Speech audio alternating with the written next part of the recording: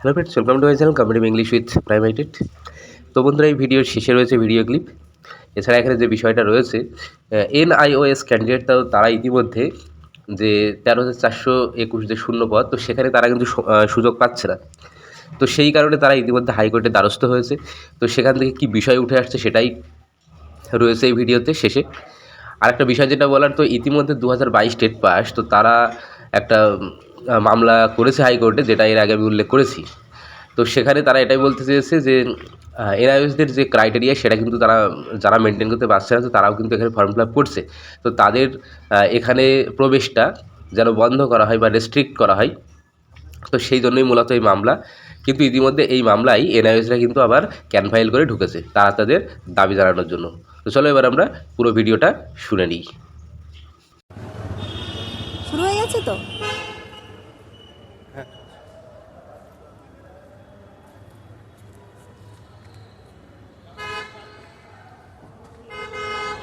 দেখছেন অনেকটা রাত হয়ে গেছে।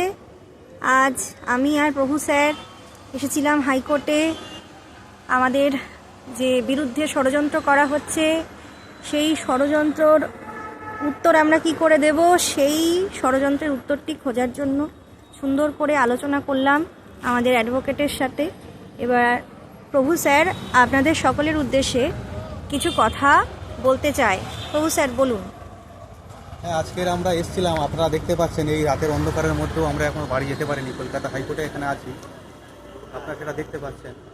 আমরা প্রায় স্যারের সঙ্গে 2 থেকে 3 ঘন্টা আমরা আলোচনা করলাম যে কীভাবে আমরা সুষ্ঠুভাবে ইন্টারভিউটা দিতে পারি। তার জন্য কিন্তু আলোচনা ভালো হয়েছে। প্রথম থেকে আমরা পর্ষদেও গিয়েছিলাম কালকে। পর্ষদে তো সেখান থেকে ল ডিপার্টমেন্ট থেকে আমাদের যেভাবে বলা হয়েছে, কদিন ভোর কালকের আর আজকের আমরা খুব চেষ্টা করছি কীভাবে কী করা যায়। কালকে ল ডিপার্টমেন্টে থেকে আমাদের বিভিন্নভাবে হেনস্থা করা হয়েছে। আমাদের সঙ্গে 1 ঘন্টা টাইম দিয়েছিল ঠিকই, কিন্তু এমন এমন তথ্য বলা হয়েছে যে আমরা ইন্টারভিউ থেকে হয়তো চলে আসতে হবে কিংবা ভেরিফিকেশান থেকে আমাদের বাদ দেওয়া হবে। সেই ভয়টা আমরা পেয়েছিলাম, সেই জন্য আজকের আমরা কলকাতা হাইকোর্টে চলে এসেছি। তা যখন চলে এলাম, স্যারকে বললাম, স্যার আমাদের অবস্থা খুবই খারাপ, আমাদের হয়তো ইন্টারভিউ টেবিল থেকে হয়তো বাদ দিয়ে দেবে, আমাদের একটা কিছু করুন যাতে আমরা ইন্টারভিউটা সুস্থভাবে যেন আমরা দিতে পারি। তখন স্যার সব কিছু শুনলেন যে কী হয়েছে বলুন। তখন আমরা বিষয়টা ভালো করে তুলে ধরলাম। তখন বলছে ঠিক আছে, ওরা তো কেস করেছে, ওরা তো আজকের কেসটা রেখেছিল, ওরা তো আর মেনশানই করলো না। তাহলে ওরা নিশ্চয়ই ভয়ের মধ্যে আছে যে আমরা ক্যান ফাইল করে ঢুকেছি, মানে ওরা নিশ্চয়ই ভয় পেয়েছে, ওই জন্য ওরা কেসটা তোলেনি। ঠিক আছে, ওরা যেহেতু কেসটা করেছে ওদের তো মেনশান করতে হবে, আমরা তো আর মেনশান করতে পারবো না। ওরা যখন কেসটা তুললে আমরা দাঁড়াতে পারবো। তখন আমি বললাম, স্যার ওরা চাইছে সুপার সিনিয়র দিতে, যাতে কেসটাকে ওরা জিতে যায়, সেই জন্য আমাদেরকে হারিয়ে দেওয়ার জন্য ওরা 23 জেলা থেকে টাকা তুলছে, বিশাল অঙ্কের একটা টাকা তুলে আমাদেরকে হারিয়ে দেওয়ার জন্য ও সুপার সিনিয়র লাগাবে, ওই জন্য ওরা ওয়েট করছে। তখন স্যার বললো ঠিক আছে, ওরা সুপার সিনিয়র লাগাচ্ছে তো ভালো কথা, আমাদেরও সিনিয়র রাখতে হবে। তখন আমি বললাম, স্যার সিনিয়র রাখবেন, আমাদের তো ছোট গ্রুপ, আমাদের টাকার পয়সাও একটু কম আছে, কিন্তু সিনিয়র রাখতে গেলে কত টাকা, বলে ঠিক আছে আপনারা যেমন টাকা দেবেন সেই অনুপাতে কিন্তু সিনিয়র হবে। সেই জন্য একটা আমাদের মিটিংও দরকার, আলোচনাও দরকার সিনিয়র রাখতে গেলে। তখন আমি বললাম যে স্যার কটা হিয়ারিং লাগতে পারে যদি একটু বলেন। বলে 1-2 লাগবে ধরে নিন, তার মধ্যে আশা করি হয়ে যাবে। আমি স্যার আমরা ইন্টারভিউ দিতে পারবো তো? বলছে হ্যাঁ অবশ্যই আপনারা পারবেন। সুপ্রিম কোর্ট থেকে যেখানে বলা হয়েছে যেটা একটা ভ্যালিড ডিপ্লোমা, সেখানে এরা কি করে বলতে পারে যে এটা আপনারা বুঝতে পারবেন না?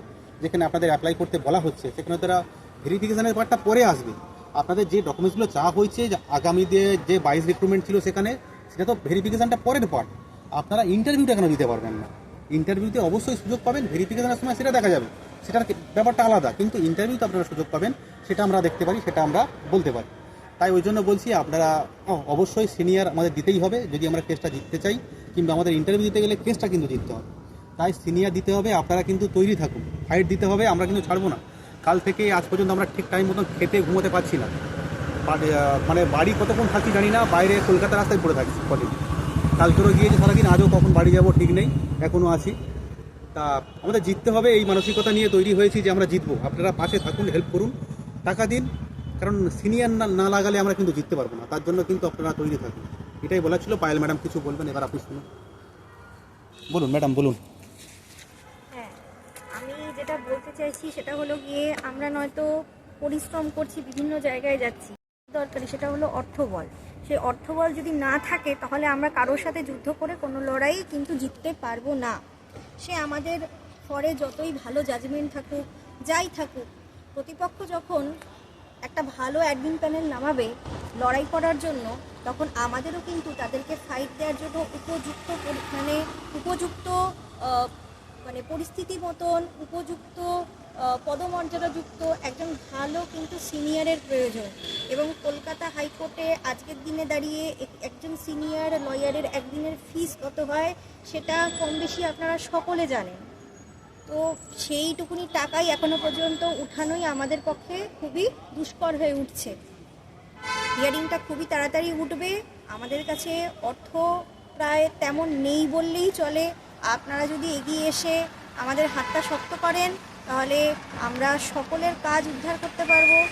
আমরা অনেকটা সময় ধরে কিন্তু আজকে 2023 সালের পর থেকে যখন আমাদের এনএস ডিগ্রিটা ইনভ্যালিড হলো সুপ্রিম কোর্ট থেকে, তারপর কিন্তু নিরবিচ্ছিন্নভাবে কিন্তু আমরা লড়াই করে আসছি। সরে আসো, গাড়ি ঢুকছে। আমরা নিরবিচ্ছিন্নভাবে কিন্তু লড়াই করে আসছি। এটা আমাদের পশ্চিমবঙ্গের ক্ষেত্রে দুর্ভাগ্য যে আমাদের ভারতবর্ষের অন্যান্য রাজ্যগুলোতে এনএসডিএলকে মান্যতা দেওয়া হলেও আমাদের পশ্চিমবঙ্গ সরকার এখনও আমাদের বিরুদ্ধে একটা নেতিবাচক মনোভাব পোষণ করে রয়েছে এবং বিভিন্নভাবে তাদেরকে প্রভাবিত করা হচ্ছে বলে মনে করছি। হয়তো এত সমস্যাটা হওয়ার কখনো কোনো কথাই ছিল না। তো এই পরিস্থিতি দাঁড়িয়ে আমাদের লড়াই করা ছাড়া আর কোনো উপায় নেই। এখানে আমরা যদি ভাবি যে না আমাদের লড়াই না আমরা কি করব, লড়াই করে আমাদের হচ্ছে না, আমরা যদি হাল ছেড়ে দিই তাহলে কিন্তু রেগুলাররা ফাঁকা মাঠে গোল দিয়ে কিন্তু চলে যাবে। রেগুলাররা ফাঁকা মাঠে গোল দিয়ে চলে যাবে। আপনারা কি চান ওরা ফাঁকা মাঠে গোল দিয়ে চলে যাক? আপনারা কি চান সেকেন্ড 9533 প্যানেল হোক?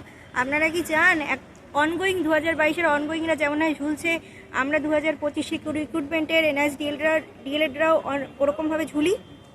যদি না চান তাহলে আমাদের পাশে আসুন। আমাদের যে কাল থেকে যে ছুটছি আমরা বিভিন্ন জায়গায়, এই যে প্রভু স্যার বললো খাওয়ার সময় নেই, কোনো সময় নেই, নিজেদের কাজ কারবারের কোনো রকম ঠিক ঠিকানা নেই, সারাক্ষণ খালি বাড়ি থেকে ছোটাছুটি করছি, এই ছোটাছুটি তাহলে আমাদের সার্থক হয়।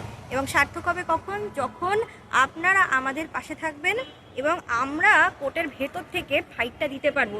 তখনই কিন্তু আমাদের এই যে পরিশ্রমটা, আজকে দেখতে পাচ্ছেন কত রাত হয়ে গেছে, বাড়ি কত দূরে যাব এত রাত্রিবেলা, সেই সকালবেলায় বেরিয়েছি স্কুল করে তারপরে এখানে এসেছি, বুঝতেই পারছেন কতটা ঠিক আমাদের কষ্ট হয়েছে। ঠিক সেমভাবে কালকেও আমরা এরকমভাবে কাজ করেছি।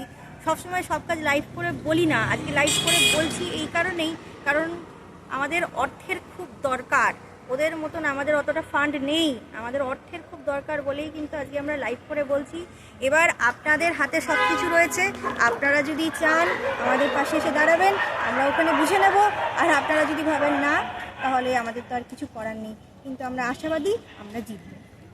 নমস্কার।